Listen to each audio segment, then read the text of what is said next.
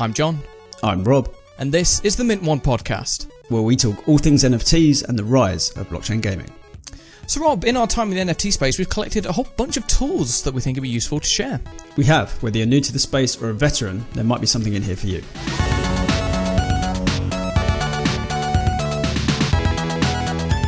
So here we are, episode 37 of the Mint One podcast. It's only been a couple of days since we recorded the last episode. Sorry about that. Oh no worries at all. I understand you've got a busy week ahead. Oh, got another wedding. I mean, it's my friend, and I definitely can't moan because I'll have a great time. But I've had so many weddings this summer that I am a little bit tired of it. Well, let's hope the weather isn't as it is if I look out my window today, which is rain and thunder and misery. It's pouring with rain here too, so good fun.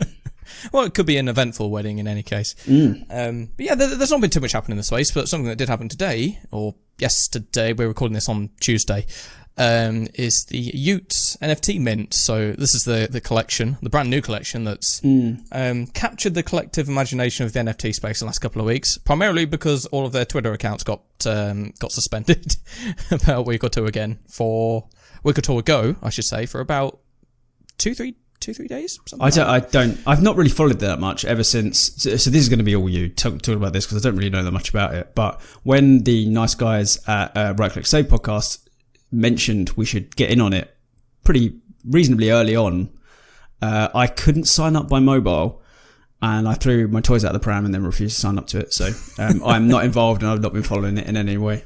So it's a fairly shrouded project, let's say. They had a Twitter, a very basic website, and saying, hey, we're creating the Ute list. I can't remember if it's 10,000 or 15,000, with this list of people in Web3. You can sign up to this mint. It's on Solana. You can apply, and then if you're successful in your application, we'll say, hey, on Twitter we've got a dedicated account that will tweet, hey, you've been accepted onto the Ute list, blah blah blah. And I guess the most prominent person who was accepted was Wayne Rooney. Really? He got accepted. I didn't see that. He got accepted to the Ute list, and then all of a sudden people were like, oh, marker. There's someone people actually know on this list. And then very shortly thereafter, most of their Twitter accounts got suspended, and nobody quite knew why. So Utes was created by the same people behind the DeGods collection. So a lot of their founders were just tweeting like, hey, we have no idea what's going on, just hold on tight, blah, blah, blah, blah. A few days later, Twitter accounts were restored. I don't think there was ever a clear explanation as to why they disappeared in the first place. But anyway, it had the effect of galvanizing everyone's eyes in the space towards this one collection, because, there's this mystique, this intrigue, why has it been suspended, so on and so forth, which gave it a lot of attention. If it hadn't already, it was very quickly growing. And then, I believe it was either earlier today or yesterday, depending on time zones, the mint took place. So everyone who was on the Ute list got their NFT. And of course, that's caused a flurry of trading activity on Solana. So people, I've seen a lot of people flipping it. Yeah, a lot of people quite openly flipping them for various amounts of money. But in any case, many times what they paid to mint it. Which has caused some interesting discussion on Twitter. Some people being openly mad at some influencers for saying, hey, I just flipped this for the equivalent of 2 ETH and I'm going to use it to buy a Bored Ape. And yeah, some people have not liked that. Some people I saw at least one person I follow, an influencer who was very open about the fact he flipped it and is not going to regret it. No, I think some people are like, hey, this was exclusive, only certain people could get on it, so how dare you flip it, so on and so forth. But they're the best things to flip. Yeah, in fairness, if somebody wanted to get onto the Ute or wanted to become a Ute holder, then now they have that opportunity. So I can't really. There was a lot of interesting discussion about whether having this kind of you apply and then we only allow the people we want to have these NFTs, have them minted, or whether that's fair. But at the end of the day, if they want to flip them and if people want to buy, then people are going to sell them. Yeah, so, I think it very much plays into that psychology. I can't remember who it was that said it anymore. It was a famous author, I believe, who said, I don't want to be part of any club that will have me. I think it's that kind of psychology. So anyone who didn't get in is now way more desperate to get their hands on one. So it's prime flipping territory. Yeah, but I think up to this point, there's been very limited information on what that NFT will actually give you anyway. Other than, it's created by the people behind DGods, so they might do something similar. I mean, who knows? But yeah, it's that's been the biggest point of the past few days. It has. But on to more useful information for the listeners. We've done 37 episodes of this podcast now, or 38 including lives. And we've talked a lot about the space, about the people we follow, the websites we go to, the tools we use, but we haven't done a dedicated episode on just shortlisting all of those tools and people, podcasts, resources, whatever it is that we find most useful. So we thought we'd go through them for you guys. Yep, that's I think it's become a pretty vast library for me of things I use and check on a daily basis. A couple of years ago, there wasn't anywhere near this volume. And now there's things that if someone took it away from me, I'd be very sad. They've become pretty important to my life, like how I stay in the know in the space, and also how I generate content on a daily basis, which is obviously it's a difficult thing to do. And you have to, I was speaking to Mert, one of our writers, about how you can create high volumes of content, of quality content. And I've done it in 3 industries now, and it's all about funnel. It's all about your content funnel. You need to see reports and news and people, and you have to be plugged in multiple places. And that's a lot of what my tools list is things that I go to look at, that I don't even really look for ideas. I just go and look at information, and then the information that stands out, I usually follow and then write something about that. So, I imagine we're going to have some overlap. We don't know each other's lists, which no, we don't. By design though, like just to see what happens. But I imagine we'll have some overlaps. So do you want to get us started?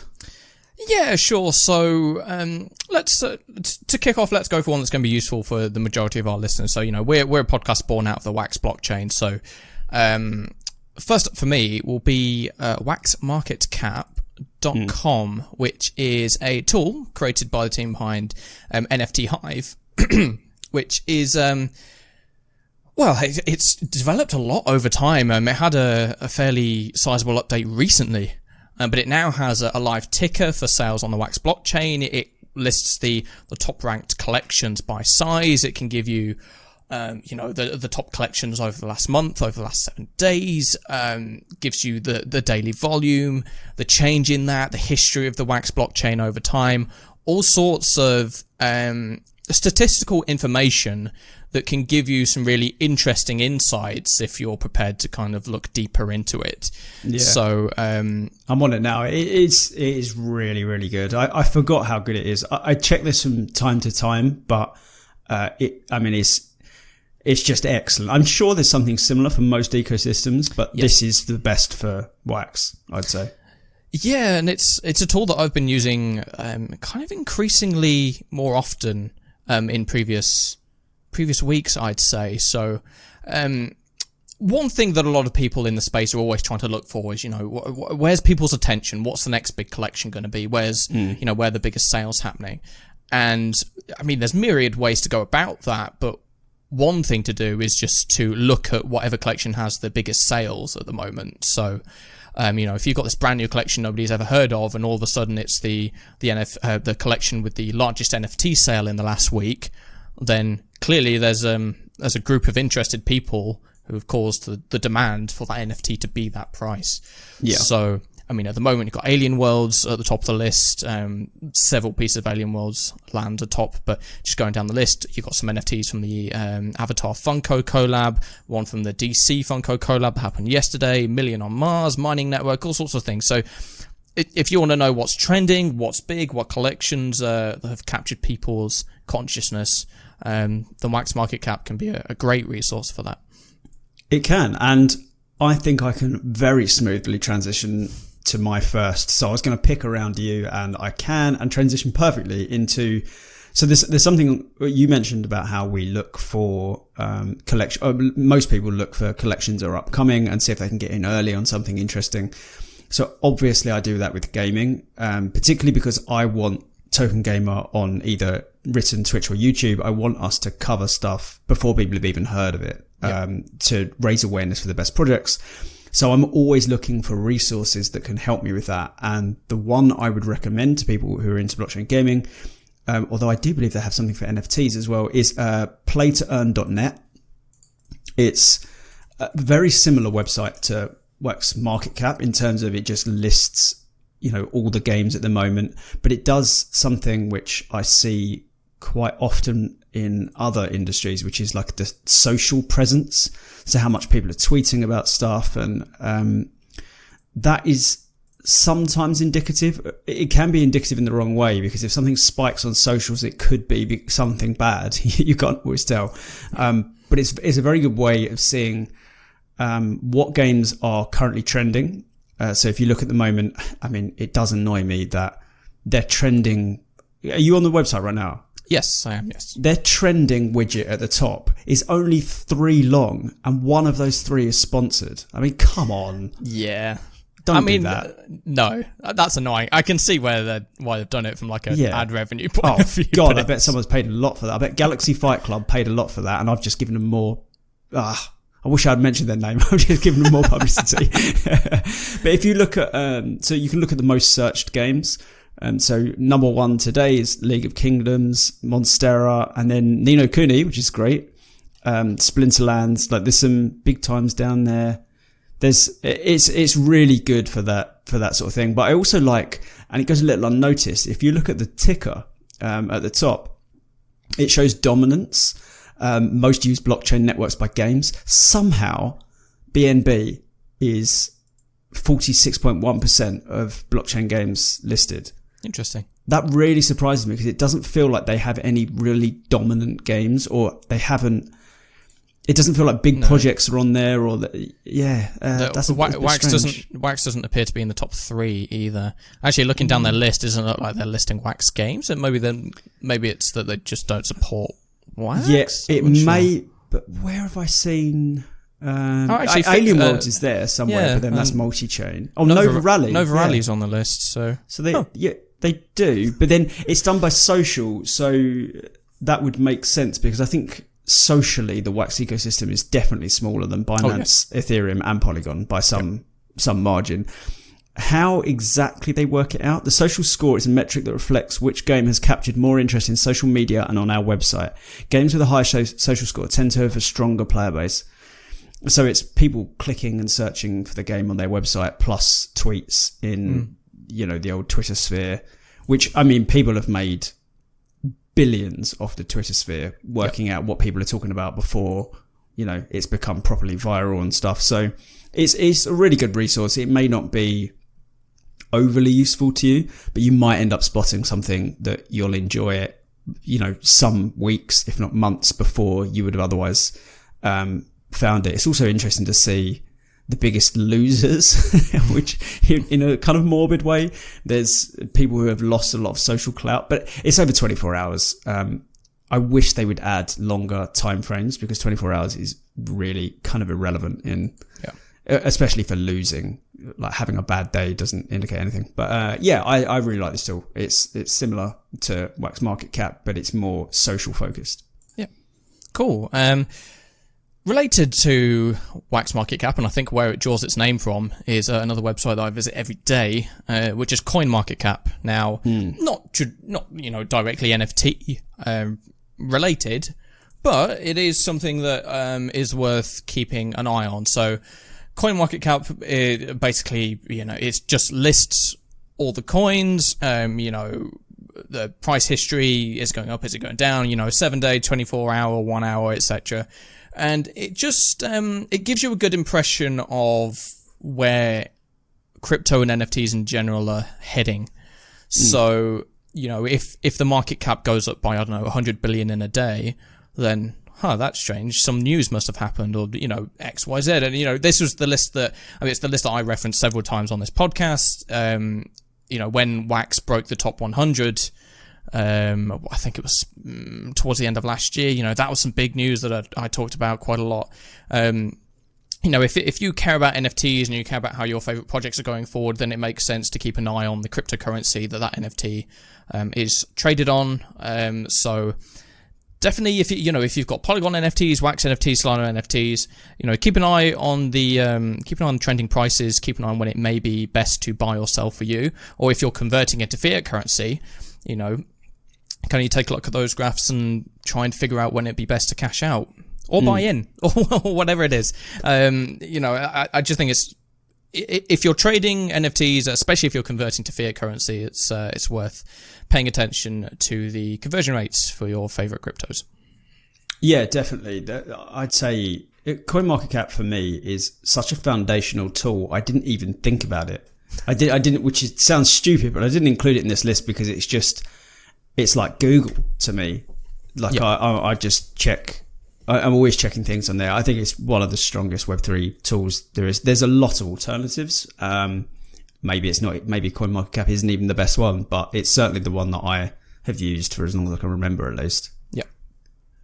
I can jump in with another one there. So, kind of similar to how Wax Market Cap ranks Wax NFTs, and of course CoinMarketCap ranks all crypto.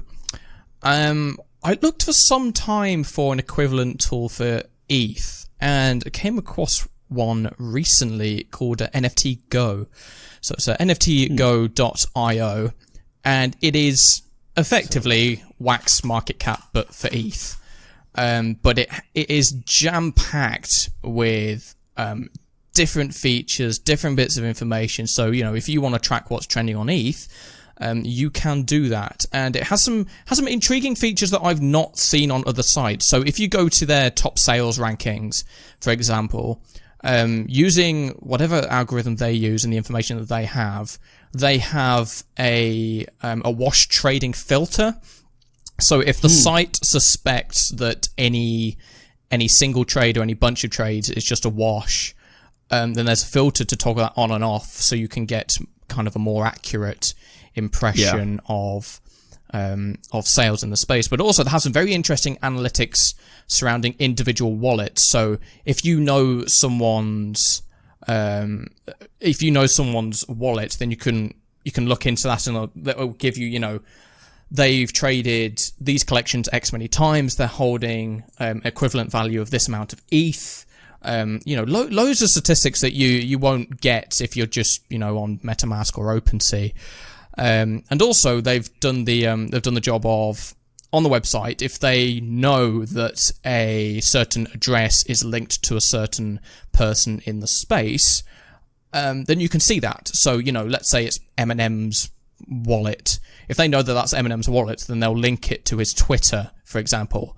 So It makes it really, really easy to track the big whales or anybody else you're interested in tracking in the space. If you want to know what particular people are buying and selling, NFT Go makes it really, really easy to do that. Yeah, this is awesome. I've never seen this. I'm always fascinated by sales stats, and I've just seen that in the last 24 hours, the same wallet has spent 220 Ethereum on 2 NFTs. Yep. A woman ape yacht.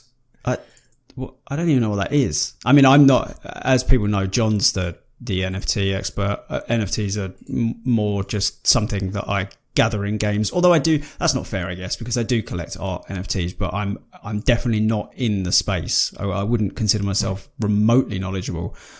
And I was thinking this the other day. I reckon I've got about 3% chance of someone showing me an NFT collection before it goes live and predicting whether it'll be a success or not. Yeah, I have absolutely no idea what makes certain, like, I would have guessed CryptoPunks because it was one of the first, but Woman Ape Yacht Club, is it even by the same people? Probably not. No, doesn't sound it. It's mystifying to me. It's crazy. But someone's just dropped a semi-detached house onto NFTs from it. Yeah, the site also very quickly has some very interesting other metrics. So on their market overview tab, they have a market sentiment barometer similar to, I think, there's a similar crypto barometer, I think, which it basically, it's an index that shows you how, the people's general sentiment towards the NFT space. It also has what they have termed the blue chip index. So it's kind of a calculation of the collective value of the biggest NFT collections. I know if you go into their leaderboards, it also has really interesting stats, like a profit leaderboard. Profit leaderboard. So a kind of a leaderboard of both realized and estimated profit, ranking every single ETH address over time. And I mean, according to NFT Go, there's the top wallet has real and estimated profits of around $48 million. What I like is these ones that you can link, that are linked like Wilcox .eth. You can actually go and look at his. So that's a person verified on Twitter, and he's pulled in $35.5 million worth of profit. Yeah, there's Pranksy is one of the top 10 as well, with 27.5 million. Somnium Space, who isn't, I don't think he's as well known as perhaps Pranksy and some others, but again, another kind of a Twitterite, let's say.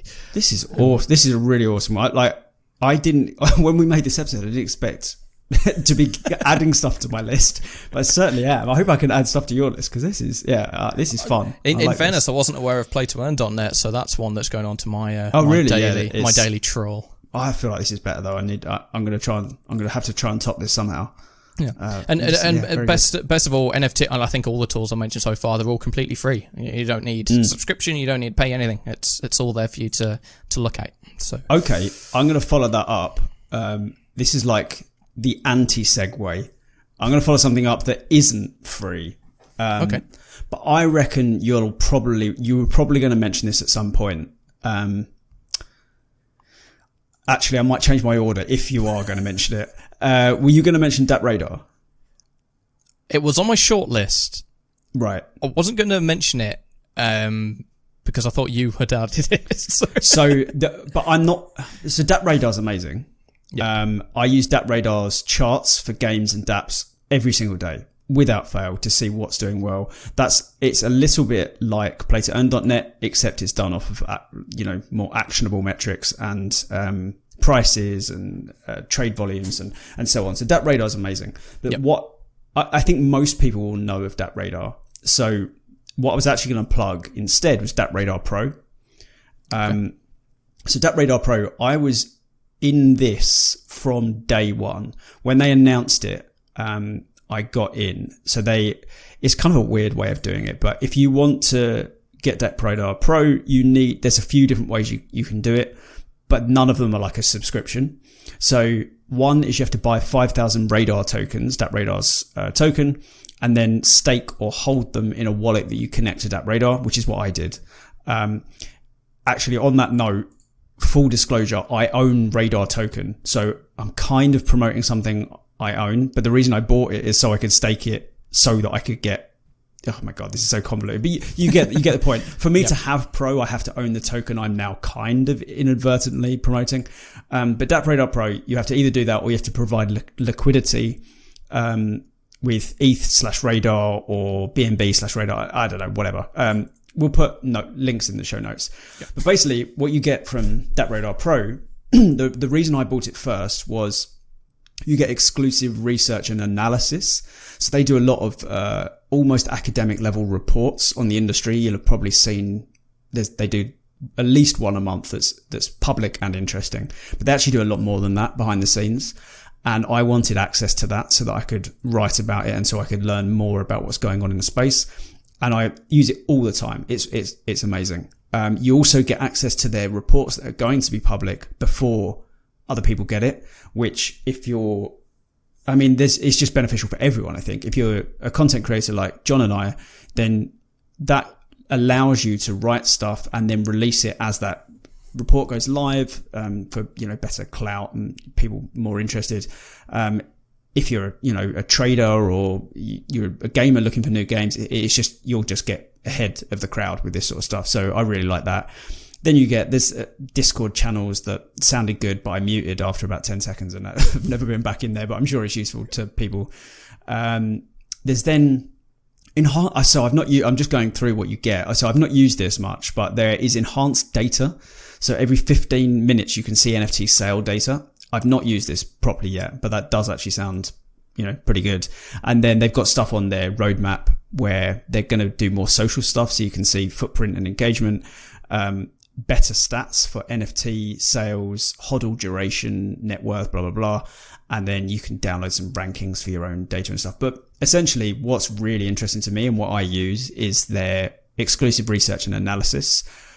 So DappRadar, amazing. DappRadar Pro, probably not worth it for everyone, but I would recommend it. If you're interested in deep diving the industry or you're a content creator, I'd say it's valuable. Absolutely. I'm definitely going to take a look into that. It wasn't that expensive, I don't think. I think DappRadar is one of those sites that everybody kind of is aware of in the space, whether it's their reference for rankings or, there's an article up on there about a collection. So, yeah, I'm going to look into that a bit more for sure. To kind of finish off my list of stats and aggregation sites, the last one I was going to mention is CryptoSlam, which functions kind of similar to NFT Go, but it amalgamates all sorts of blockchains. So if you want to know what the top trending NFT collection was across all blockchains in the last 24 hours, 7 days, last year, whatever, CryptoSlam will give you that information. It'll also give you, the blockchains by sales volume, the top fan tokens for sports clubs and things as well, and also the top NFT sales as well. So if you want to get a snapshot of the entire space when it comes to NFTs, not just ETH, not just Wax, but a really well-designed overview of the space as a whole, CryptoSlam is great. I believe they're backed by Animoca, they're backed by Mark Cuban, who also has some interesting products in the space himself. But yeah, it's not a daily visit for me. But if I want an overview of what's going on, then CryptoSlam is a great resource for that. So, if I look at their list at the moment, I can see that there's a collection called Terraforms on Ethereum that's hit the top of the sales list, but only has 9 buyers in the last 24 hours. But has done 3 million, maybe wash. That is one thing that CryptoSlam doesn't kind of correct for. It's up 29,000% in the last 24 hours. But number 2 is the Ethereum name service, which, I'm just going to mention it real quickly. It wasn't on my list, but the Ethereum name service, if you see anyone in the space with, a .eth address, then Ethereum name service is where they've purchased it. People tend to flip these names and sell them in a similar way than they sell NFTs. But if, you want to rob.eth, I imagine that's taken. Probably john.eth as well. But, it's kind of like, trading URLs and, .io addresses and .com addresses. If that thing's kind of cool, you want to get a domain to call your own, then ETH name service is a site to look out for. Yeah, it kind of reminds me of custom number plates. That's how I always see it. I don't think I'd get much utility out of it personally. There's a lot of whales in the space who have. I think Wilcox has Wilcox.eth, Deepak has Deepak.eth, etc. So, if you're a whale influencer as well, you've got to have it, haven't you? It was if you're the first one to mint a name, it costs barely anything. I think there was a particular name I wanted to reserve for like 5 years, and it would have cost me like 0.04 ETH or something ridiculous. And then people turn around and flip these for like many times more than that. Yeah. So, hey, if you want to do some deep diving and see if there's any addresses out there that you think people care about in the future, then give it a go. I will do one more point on deep diving, actually. There's a company in the space that I am a really big fan of. I bumped, I don't think I've ever told this on the pod. Have I told it on the pod about meeting someone in crypto while I was on a stag do? No. Right. So, the little side story, but I promise it will come back. And it's very brief. So I was on a stag for my friend's wedding. Funnily enough, the wedding was this week. Yeah, no, it's the wedding that's this week. We were in Portugal, and the topic of crypto kept coming up. And as anyone who knows me well in the space will know, I avoid conversation like the plague. I just try not to talk about it because I feel like I'm just too close to it, and I don't really want to talk about it with people who have just a cursory interest, not like a gatekeeper away, but just it's just not really enjoyable for me. Yep. And this guy I'd never met, who he went to university with the groom, and we were standing in a pub, which was it wasn't even a pub, it was like a club with poles, and like it was like a seedy club on the strip in Portugal. And I'm standing with this guy that I'd never met before. It's a lovely guy. We were just chatting away, and he was like, "What do you do?" And I said, "Oh, I'm a photographer," which is what I used to be. I still do it from time to time, but I just didn't want to say I work in crypto full time. So I was like, I'm a photographer, and he was asking some questions about it. And we were speaking for about 10 minutes, and I said, what do you do? And he goes, oh, I work for Chainalysis. And I was like, now I have to tell you I lied. Oh, sorry, marker for swearing. I said, well, now I have to tell you I lied because I actually work full time in crypto. I just didn't want to have a conversation about like NFTs for the first time, you know. And so I've been speaking to him, and I love Chainalysis, and this is what I told him in my drunken state, screaming into his ear in a very loud club. But I reference the Chainalysis is a bit like the DAP Radar reports. They do reports, industry research and industry reports. They also do education. Amazing resource. Some of the best research we have. I reference it all the time. I've referenced their reports on this pod. God knows how many times. Every time we do an episode on something deep, I will have referenced it at some point. Many of my articles reference their research. If you want to learn more about the space and actually like learn real deep information before it's perhaps common knowledge, or you want analytics that you can really hold on to, they are genuinely academic level research. They're not just people that have surveyed. This happens all the time and it winds me up. People survey 1,000 people in their Discord and then release it like an academic research paper. Yeah. And it's like, come on, you cherry picked 1,000 people and then they said exactly what you wanted to say. But this is far better than that. And Chainalysis, really, really big fan of what they do. Awesome. Well, I'm gonna be honest, other than some of the annual reports that I think you showed me before, I've not checked out their website all too much, but I think I definitely should do. Picking up some great analysis and stats tools here. Yeah, we will move away from the more boring deep dive analytics. Analytics are fun to me, but I can see how they could bore the living shit. Oh God, I'm gonna have to press marker again.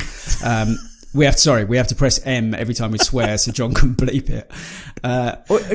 Why can't we swear? Do we know we can't swear? It's something that whenever you upload podcasts to Anchor, you have to say if this is an 18 plus podcast or not. And Anchor says that does your podcast have swearing in it? If it does, it has to be. So yeah, it affects how we list and rank. And okay, my bad. I'll try not to. I can't. I swear a lot. It's very difficult for me to not swear on this pod, but I'll do better. Yeah, I think I swear like a. I mean, I don't know what a good analogy is, but. I think trooper is the cliche. I can't say I've met many troopers. No. Let's move away from stats. Move towards a resource. I think for those that care about the Wax blockchain, especially with everything that's gone on this week, I think it is especially pertinent. Is Any Observations Wax Academy. So this is basically a go-to resource for anybody who wants to know anything about any level of the Wax blockchain or Wax NFTs, from a beginner who knows nothing at all about cryptocurrency and NFTs to an experienced user who wants to learn more about the governance structure and what the Office of Inspector General does, and what the block producers do, to how DeFi works, how the different marketplaces work, resources, etc., etc. If you want to know any of that information about Wax blockchain, then Any Observations Academy is the place to go. Any Observation is a member of I can't remember if it's called Wax Sweden or EOS Sweden, which is one of the block producers for the chain. He's also an influencer in the space. You may have seen he's interviewed people like Michael Rubinelli in the past, and had various other community creators interviewed on his YouTube show as well. So. Yeah, if you want to learn more about Wax, how it works, then go and head to it. It's very well organized, I will say. If you go to the website and you're like, I only want to learn about what the hell the OIG is, then you can go straight to that and it'll give you all the info you need, which is perfect. Yeah, he's great and extremely important to the space in terms of educational value. There's a blockchain that's complicated, and a delegated proof of stake chain like Wax is kind of extra complicated in places. Yeah. And he's a great resource. And, if you're interested in the Wax chain in particular and how it works, that's the place to go. That really is a very helpful resource. Cool. Rob, what's your next one? Okay, what am I picking here? Okay, I'm going to pick a bit of a weird one. Let me get this up. So, have you heard of Hacken?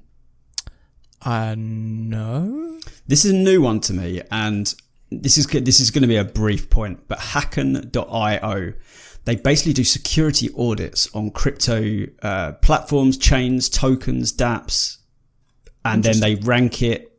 And it's now if I'm looking at something, I will go and check if they've audited it, because they are pretty good at what they do. I have no idea if they're excellent at what they do and everything's perfect, but I don't really use it for that. I just sort of try and get an idea of if there's any security problems, because they will find security issues for them.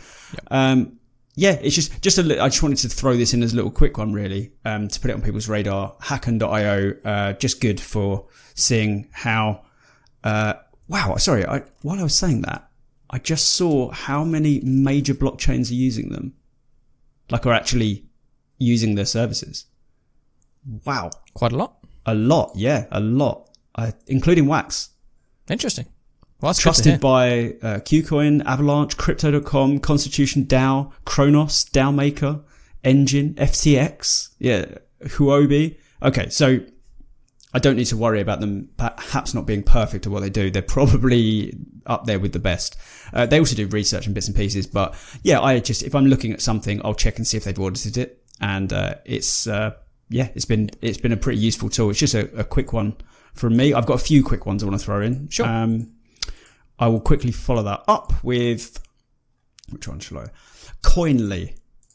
Yes. I think this is important to bring up.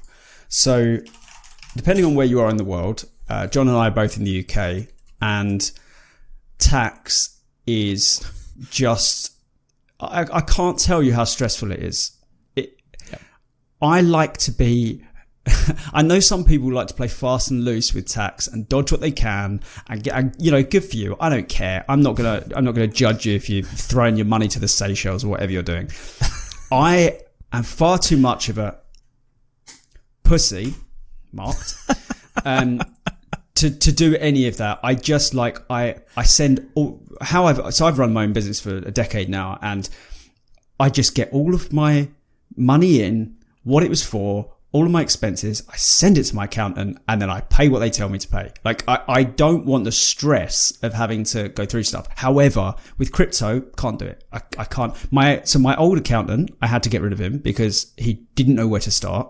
And then my new accountant didn't have any sort of system set up for crypto. Basically, what Coinly.io does, which is Koinly.io, is you sync all your wallets with this service, and it just gives you your tax report in their words, in under 20 minutes.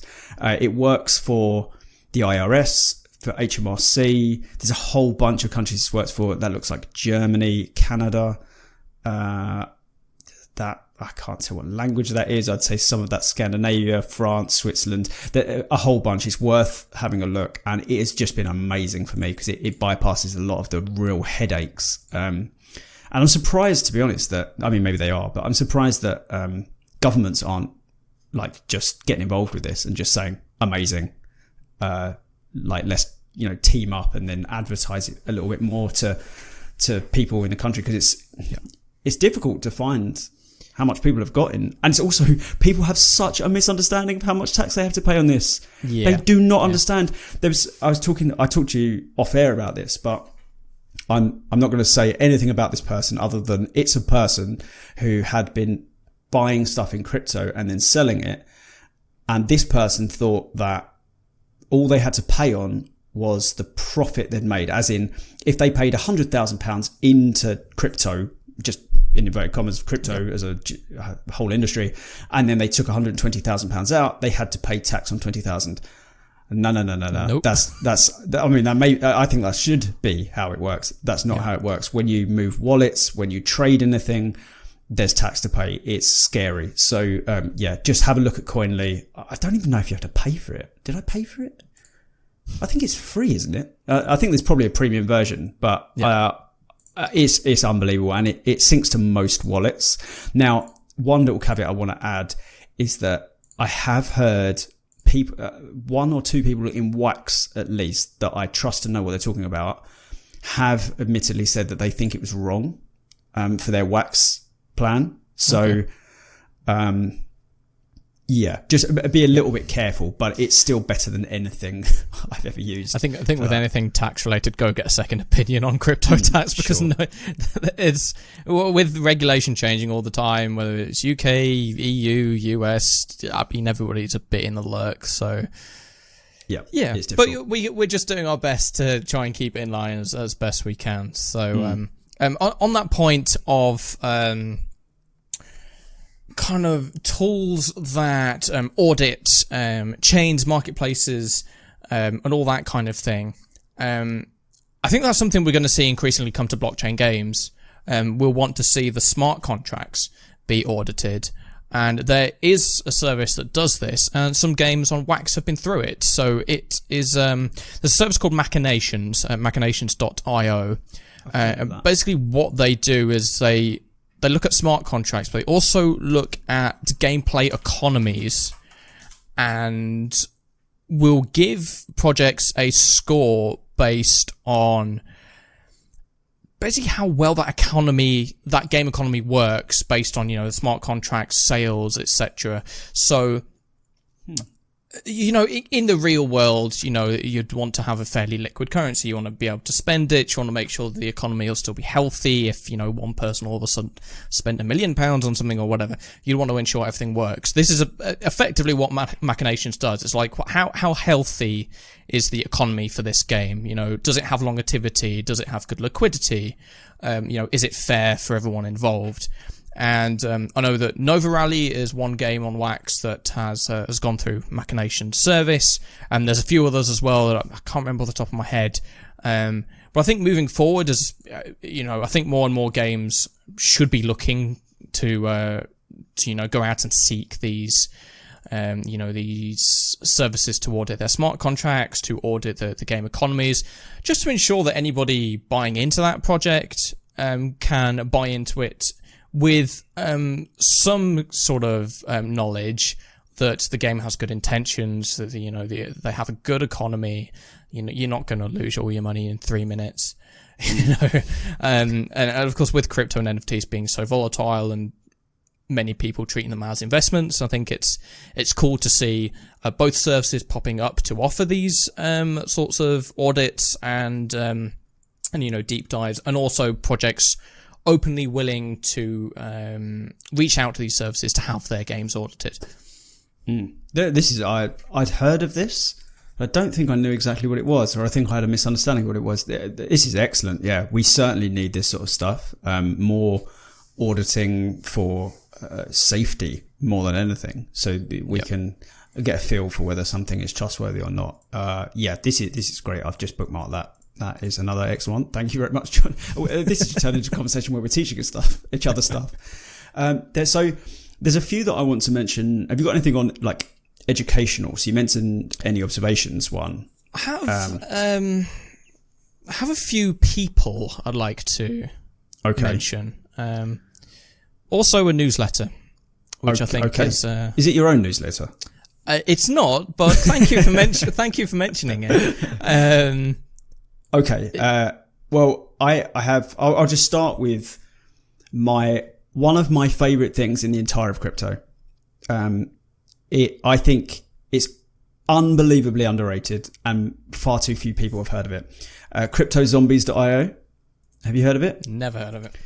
So it is a game that teaches you how to code in Solidity, which is the language that smart contracts use on Ethereum. It's the main crypto coding language, and so I'm going through it again. I got about halfway through it, and then I got too busy, and then I came back to it and realized I know so little about coding that having that time off, I've forgotten the entire first half of this tutorial. So I started again, but it's brilliant. So you basically create a game. In this game, it's hard to explain. It's like an interactive tutorial where you create a game with them, and you create a collection of zombies and stuff, and it just teaches you how to write smart contracts. And I think that's amazing because there's such a lack of developers that are good with Solidity. So yes, if you're remotely interested in filling a pretty big gap right now in terms of Solidity developers and increasing your earning potential by 1,000,000,000%. Yeah, Cryptozombies.io. I love it, and I wish they got more publicity. So I'm doing what I can. Yeah, it really is excellent. Yeah, that looks fantastic. I mean, also for people who have their own, let's say, art collections on ETH or whatever, who want to give them more utility or want to get into game dev, it seems like a great entry point for that. You know, get your beginnings going, and then see where you can build from there. But yeah, I'm definitely going to take some of those courses. They look really cool. So yeah, it's pretty good fun as well. It's not particularly taxing. It gets a bit frustrating if you've got no background in code like I have. I have the most basic background in code ever. It gets a bit frustrating when you don't know what you're doing wrong, but it's useful. It's good fun. Cool. Let me mention the newsletter. I do have, obviously, thank you, Rob, for mentioning the NFT Insider newsletter. You can go to nftinsider.io/newsletter for exclusive interviews and giveaways and all that good stuff. But one newsletter I did want to mention is one by Be In Crypto. So that's beincrypto.com. And they promote themselves. Their tagline is unbiased crypto news, which is 100% correct. So effectively what they do is I think they send a weekly email with pretty much all the things you need to know. So let me just go to my inbox and look at the one I've got this week. Okay, here we go. So there is I'm just signing up for this while you talk. A survey about crypto, the results of a survey on crypto adoption in America. Something about Creator DAO, which is allows investment decisions to be crowdsourced. That's interesting. I'll look into that. Some new NFT startup information, some new partnerships in the space. Basically, it's another one of these tools that I use to make sure I'm aware of things before they necessarily hit Twitter or other areas of the space. So they're weekly, or is it weekly? It might be a daily or once every 2 days newsletter. But anyway, it will give you the short list of the things that the most important things for you to know. But then of course you can head to beincrypto.com and yeah, they'll report on everything: partnerships, projects, marketplaces, chains, whatever it is. They're a great resource for being in the know before everyone else is. Yeah, this is good. I've seen their logo in places. Where have I seen their logo? What do they sponsor? They sponsored the Global NFT Summit, or they had some people there a couple of months ago. But other than that, I feel like there's sure where I've seen them. Somewhere in sport. Anyway, doesn't matter. So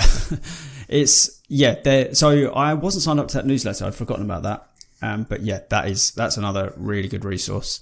I'm going to stay on the education front, and I'm going to plug. It's pretty famous now, but it's a YouTube channel that I think is absolutely invaluable for anyone looking to learn about crypto. Beginner, intermediate, expert. It's really, really good. It's called Whiteboard Space Crypto. Okay. And it's an animated educational tool. And I mean, they've just got videos on everything. They've got, I'll just read you some of their most popular. What is Web3? Explain with animations. What is Solana? What is Cardano? They've got loads of those. What is a DAO? Crypto coins versus tokens. Differences and examples. How to make money with crypto. DeFi for beginners. Basically, what is loads of stuff. Terra, Polkadot. Passive income from NFTs. The new way to retire. That sounds lovely. What is a rug pull in crypto? What is an NFT? It really goes, what is MetaMask? It goes through, just everything. And it's brilliantly presented. It's well edited, well written. And yeah, give it a subscribe if I were you, because I think it's a really strong tool. Yeah, I just hit the subscribe button, so I'm looking forward to catching up on some of those. Keeping on topic of YouTube channels, let me just give a quick mention to a podcasts that are, I'd say, are friends of ours. We mentioned them earlier on. It is the Right Click Save podcast, which is a fully animated podcast that comes out, I think it's every 2 weeks or so. Yeah. You got Jimmy T and Calcio, who interview a whole range of people in the space, from Evan Keast, who is the founder of Doodles, to K Money, to all sorts of different people, both kind of figures you'll know from the Twitter space, but also the people that are behind some of the biggest projects, biggest companies, chains, collections, etc. Recently, they've started a new video series called In 5 Minutes or Less, and their first video was on Doodles. And if you want to learn, well, I presume they're going to do more of these in future, but if you want a 5-minute rundown of Doodles, then I don't think there's many better videos out there in the space. I watched it earlier today, actually, and it does a very, very good job of giving you, a bit of knowledge on the people behind Doodles, how they came together, all the decisions, the key decisions that the collection has made up to this point, what they're currently working on. It's fantastic, and I'm unsure if they're listening to this, but I hope you do more of those, because they're brilliant. But yes, it's a great podcast, and it's fully animated. So I think Jimmy puts in some unbelievable effort into animating some of these episodes. So yeah, 2 thumbs up from me. It's a great show. Yeah, I'll double the thumbs up. It is really good show, really good podcast. They're very entertaining, very knowledgeable. Give them a subscribe on YouTube. I may as well segue into the other. So I've got 4 podcasts I've written down, which I tend to circulate. One of them is Right Click Save. And then I've got Blockchain Insider. Now, Blockchain Insider is kind of, it confuses me a bit as to who hosts it, because it feels like it changes all the time. But it usually has a co-host, which is Kai Sheffield, who is the head of crypto at Visa. It's sometimes quite deep and sometimes a bit more surface, usually longer form, around sort of hour length, but it's a good podcast. It's very interesting. And the people they have on there are the creme de la creme of, knowledgeable folk within crypto. There is then, on the same note as that, is Unchained, which is Laura Shin, author of The Cryptopians, which is a book that's been doing the rounds. It's a book that I have read. And Laura, there's almost no chance you're listening to this, but I want to give you some feedback. That book was excellent, amazing, really one of the best books on crypto. You didn't have to read out the Ethereum address of every person you mentioned in full. I reckon 5% of that book was you reading out full Ethereum addresses. It's doing my head in. Other than that, amazing book. And Laura hosts the Unchained podcast, which is really like quite deep and knowledgeable, very entertaining, longer form, but very, very good stuff from a very knowledgeable person. And finally, there is The Breakdown, which is CoinDesk's podcast. Now, I really recommend this because it's a daily podcast. It's usually a maximum of about 20 minutes, sometimes 10, 15. I listen to this more or less every day when I'm cooking. It's hosted by NLW, who you can find on Twitter. And I don't know how he produces this. I've spoken to him very briefly once or twice. And I want to ask him, how are you doing this on a daily basis? Because I'd be shocked if he's not reading a script, because it's just too fluid and too perfectly articulated. And then it's brilliantly edited. The audio's amazing, and it's so condensed that you don't have to, it's not something you have to really factor in, like, oh, I'd love to listen to that, but it's an hour and a half long. I don't know how I'm going to get through it. Yep. When I'm commuting to places, it's easy for me to do that. But then when I'm not, I work from home most of the time, I don't have time to listen to an hour podcast. Whereas when I'm cooking or making lunch or whatever, 15, 20 minutes on a different topic every day, it's amazing. It's one of my favorite podcasts, and particularly because it's so easy to listen to. I think that's all of my crypto podcasts that I listen to. Yeah, I think you've conveniently covered some of the ones I listen to as well, so that's brilliant. Sorry. No problem at all. I think to round out for me, there's a couple of people on Twitter that I think those of you listening to this should go and follow for a myriad of different reasons. So I'm just going to list them off quickly. I will do this as you say it. The first one is Decentraland, so Decentraland with a G instead of a C. He's a Bored Ape holder. He's a Doodle holder. He tweets, well, it's a mixture of what I would deem as shit posting, marker. But also some really interesting in-depth pieces on the state of the NFT market. His current pinned tweet is a thread on the recent FUD around the Doodles collection. Loads of really interesting insights. Basically, if you want to know what the hot topic in the NFT space is right now, Decentraland is great, because if he's not directly involved in the conversation, he's definitely commenting on it. So I don't know what Solana is, and I'm now too embarrassed to ask. Another one of his tweets: "No one is allowed to FUD Doodles except me." The longer I stay in crypto, the more I feel like bipolar Kanye. There's a lot of stuff like that, but also some very cool in-depth stuff about the space, which is really, really cool. And one more tweet. Somebody, one of his tweets just says, "September bull run, yes, September 2023," which I think he's probably more accurate on that than most. Almost definitely, yeah. Anyway, next one. It is OX Fubar on Twitter. I think I follow this guy. Yeah, he again tweets very, very often. It's multiple times a day, but his is way more analytical and way more technical. His pinned tweet is on privacy in the crypto space and about Tornado Cash, Monero, Zcash, services like that. But yeah, he's much more analytical, much more critical, and has a much more of kind of a grounded technical knowledge of the crypto space. He intersperses it with the odd, meme thing here there. But in general, if you want a breakdown on security in the space about whatever the hot collection of the minute is, then Fubar's great. Third one for me, Andrew, ANDR3W, who is a member of the Devotion XYZ team. He does NFTs for a living now, and he is a great positive voice for the NFT space in general. So kind of like Decentraland and like Fubar in a way. He'll comment on whatever the hot topics are, but usually does it from a place of positivity and looking forward, and what all the good aspects of the NFT space are. So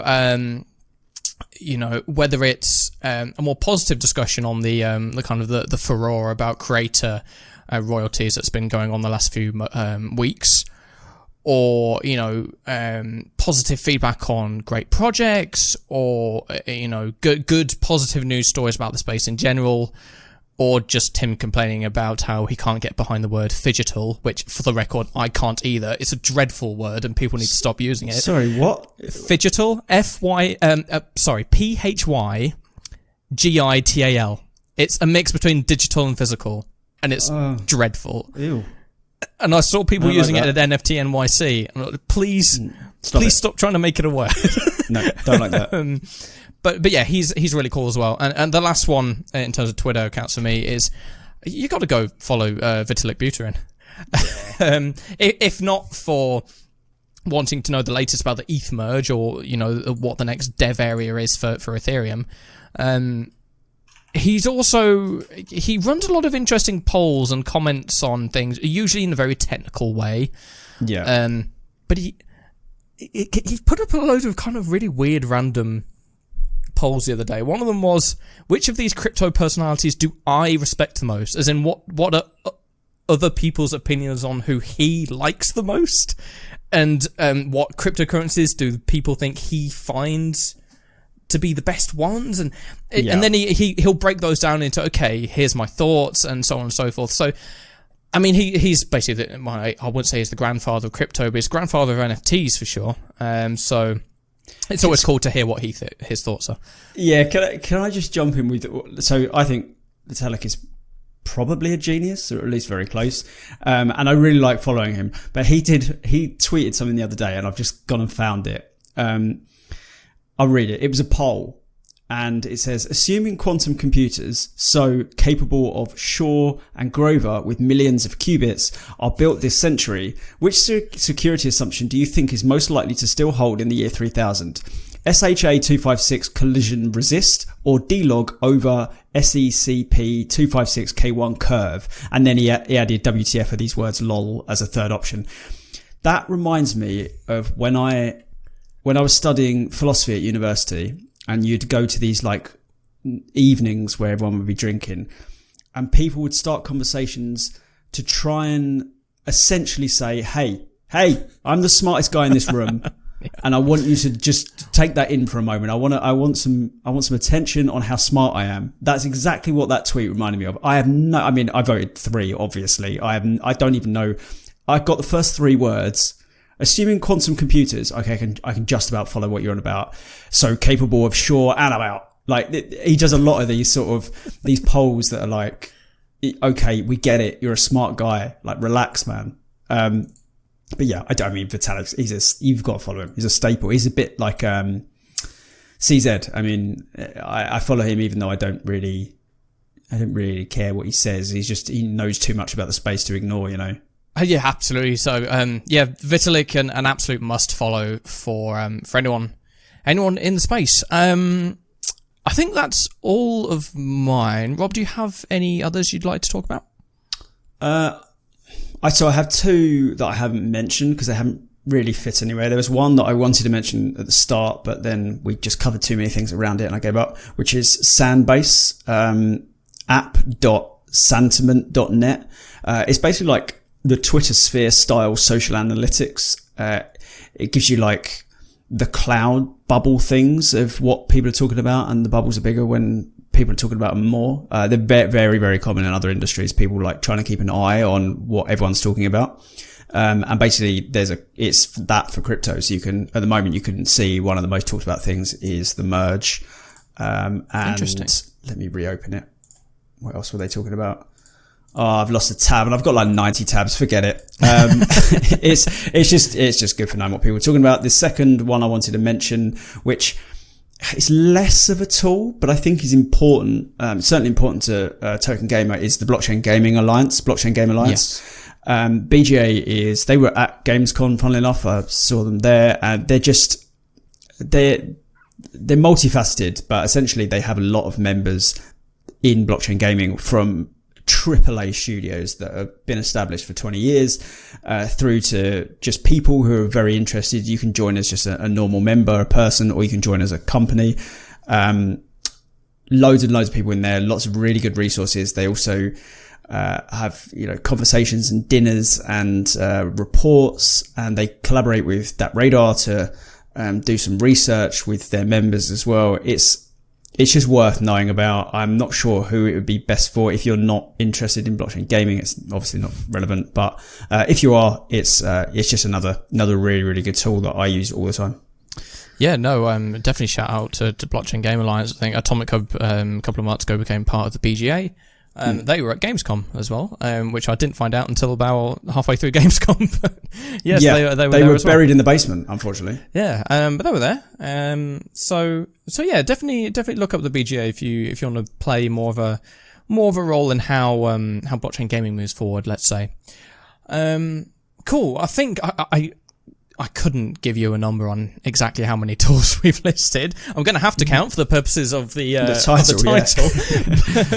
But there we go. All the tools that we have mentioned, we will put into the show notes, so all of you guys can explore those to your heart's content. But I hope this provides, or this podcast in itself becomes a useful resource for those looking for tools to help them navigate the space on a day-to-day basis. So there we go. Okay. Outro time. Rob, where can we find you?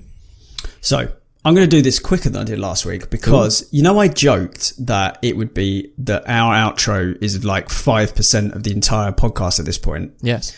So Mert, one of our writers, Murtar, tagged me at 2 a.m. this morning. He's different time zone, fair enough to him. He tagged me to say, fun fact, in the podcast you said the wrap-up takes 5% of the podcast length. I'm just counting the time it took both of you to say where people can find you. It took 5 minutes, 15 seconds, or around 5.1% of the entire podcast length. So I'm just going to press markup. F*** you, Murtar. But also I'm going to do this much quicker, excluding that caveat. TokenGamer.io, daily blockchain gaming news. We have a Wax app, which is on App Store and Play Store for Android. Token Gamer News on Twitter, Token Gamer on YouTube, and Token Gamer on Twitch. Follow us, enjoy us, be our friend. Over to you. Cool. So NFTinsider.io for the latest NFT news. We've published 9 articles in the past week, so there's plenty for you to go and read. On socials, it's at NFTinsider_IO on Twitter and Instagram for giveaways, latest news, all sorts of bits and bobs, retweeting what I find as well. Go sign up to the newsletter, nftinsider.io/newsletter. Goes out every Monday, exclusive content, exclusive giveaways, and the most popular pieces of content from us in the past week. For me personally, it's at Hydropowered, HYDROPWRD on Twitch, Twitter, Instagram, TikTok, Clubhouse, all those good places. Twitter's the best one, tweeting at least once a day on my thoughts on the space, security, what's trending, etc., etc. And the final point for me is keep an eye on the Atomic Hub social feeds this week, if you're listening to this as it goes live, because we have a major announcement going out on the 13th. So this time next week from when we're recording this on Tuesday the 6th. So nice. Yeah, got that to look forward to. But that is everything from me. Okay. We can do it way quicker, can't we? We can. We've got self-indulgent. It happens, doesn't it? Yeah, I think it's because we're both working on so much you can get a bit verbose, but there we go. Episode 37 of the Mint One podcast in the books. I'm afraid I can't look into the camera for this because I don't have any battery, so you're just going to have to... I'll do it for you. I think I'm going to have to... I'm going to need a static picture of my face just staring at the camera. But anyway, thank you very much. If you're listening to this on... Apple or Spotify, 5-star podcast review would be awesome. If you're listening to it on YouTube, subscribe would be great. Comment with any your thoughts, what you'd like us to talk about next, who you'd like us to interview, all that good stuff. Thank you very much for tuning in, and we hope you tune in again next week.